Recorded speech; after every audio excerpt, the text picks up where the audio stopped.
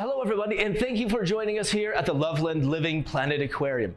Today we're going to be taking a look at our penguin research station sponsored by Mountain America Credit Union.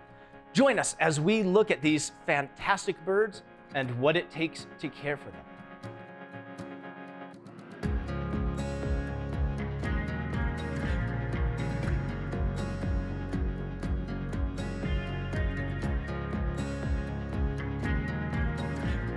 Now, as many of you may know, the Gen 2 penguins that we have are from the Falkland Islands, located right here off the coast of South America. It takes a lot of work to take care of these penguins. Come and join us as we take a behind-the-scenes look at what is required to care for these amazing birds. So Gen 2 penguins out in the wild are what we refer to as sub-Antarctic, which basically means that they're going to live on a bunch of little islands kind of surrounding Antarctica. So they like cold water. They usually live in areas that are very, very rocky. They might have kind of some like shrubs and brush, but not a whole lot. And so in order to make sure that they have the right habitat here at the aquarium, we have to make sure that it is cold. The ambient air temperature, we shoot for about 45 degrees Fahrenheit. For the water temperature, we try to stay lower than 40 degrees Fahrenheit. So we have a little bit of land space, and then we have, if you were at our upper window, you can see our land space and a little bit into the water. And you have a lower viewing window where you can see our penguins do deep dives into the water. So in the wild, these penguins are going to be doing deep dives to find fish and food. And as part of their regular kind of routine, they're gonna do deep dives down into the water. So it's very important for them to have that space where they can do that here at the aquarium as well. Now, taking care of the penguins is a challenge because these are birds that live on both land and water. Taking care of them and keeping their home clean doesn't depend just on the land. There are also unique challenges and opportunities to be found in taking care of the water in this penguin home deep down. It takes a certain type of diver to enjoy diving with these little guys. I am one of those. I love being in the system with these animals. So this is our coldest system that we have at the aquarium, and that's what makes it a little bit tough because the water in here is about 42 degrees. So there's a lot of specialized equipment we use to be able to get into this system. There are 4 things we use here to keep the habitat looking the way it does. We have our chilling capacity, both in the air and the water. We have filtration, water chemistry, and we also adjust the lighting to some degree. Some guests might come and see the lights are quite dark in the evenings. What we are doing is we're trying to imitate the lighting that they'd see in the Falkland Islands, where they're actually from. It's one of the more complex systems we have here at the aquarium, but it's very rewarding because we have to use a very diverse set of skills to keep it all running smoothly. As you can see, we bring a lot to our penguins: the land, the water, the temperature, the rocks. Now, the penguins bring a lot to us as well. In addition to their cute, fun antics, the penguins also bring one other plentiful gift: poop. That's right. Anybody who's watched our penguins for a little while or is familiar with the bird knows that they are extremely messy. And this brings its own unique challenges to our care team. So we clean up a lot of penguin poop, having 21 penguins. They poop a lot. And so we have to make sure that we are cleaning up their habitat. It's always messy in there because they eat a lot, and so that results in a lot coming out the other end. If you look along the little rail here, that's usually where you see the most of it. All this little dark stuff in the bottom of the system is penguin poop, but they can get poop in here pretty fast, and that's why we have to get in here once or twice a week. So good penguin poop should shoot out of them a good distance. So that gives us a good indicator of how healthy they are.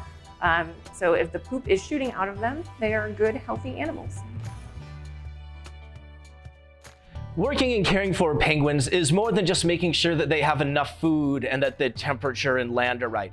Managing their relationships is also an extremely important part of working with these birds. Our penguins are part of a species survival plan, and keeping a close eye on the relationships is vital to the health of the population. So most animals in either a zoo or an aquarium will have what is called an SSP, or a species survival plan. And what that is it's a group of people that comes together and helps to make decisions about that particular species.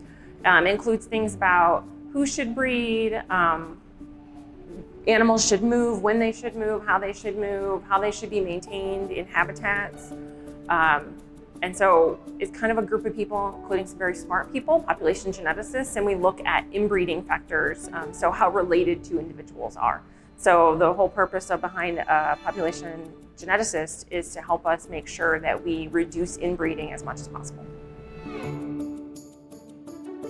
It's a common misconception that penguins mate for life.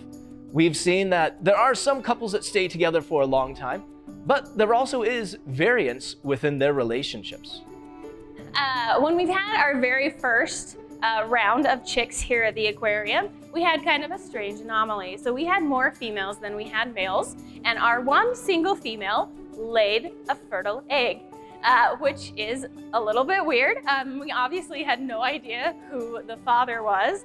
A few years ago, we did a study with UVU looking at the genetics of our penguins in order to find out who was actually related to who. And one cool benefit of this is we actually found out who the father of Indy was. We found out that it was Runner. Through this study, we were able to find out who his biological father was, and that's pretty awesome because then we know going forward what kind of genetics we have. But breeding season can be a little bit dramatic here at the aquarium because sometimes couples stay together and sometimes they don't. Everybody loves seeing the penguins, but you might be asking yourself, why do we have penguins? Why is it important that there are penguins here? And for those who really love the penguins, you might follow it up with the question, what can I do to help out penguins? So I think it's important to have penguins here at the aquarium for one really big reason, and that is to bring awareness to them. When you can go somewhere and actually see a live animal, you care about it so much more. And the only way to help them is to care about them. So one of the biggest things that we can do to help penguins in the wild is watch what we eat. Penguins eat a lot of seafood. So if people are eating a lot of seafood too, then sometimes it can take away from that. If you use the Seafood Watch Guide, it will tell you what kinds of fish are sustainable and we can eat as much of as we want. It will also tell you what kinds of fish you should avoid because they need to be used for the animals that need them out in the wild.